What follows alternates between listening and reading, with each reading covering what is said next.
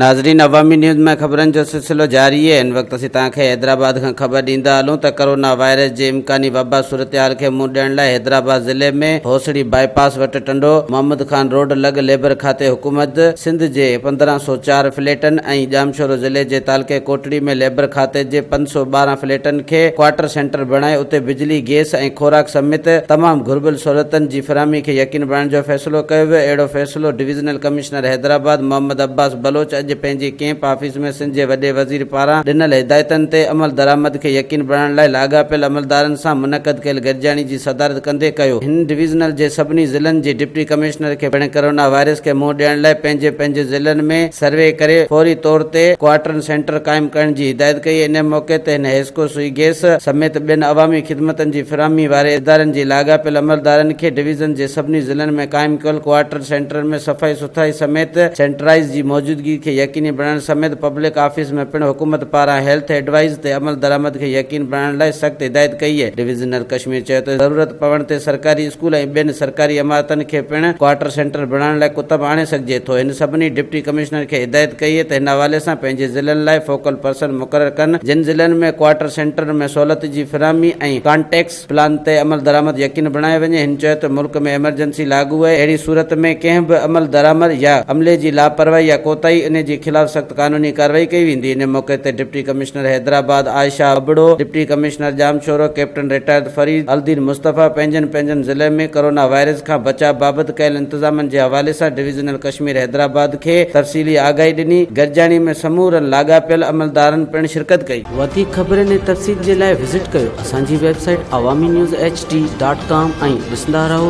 Awami news HD।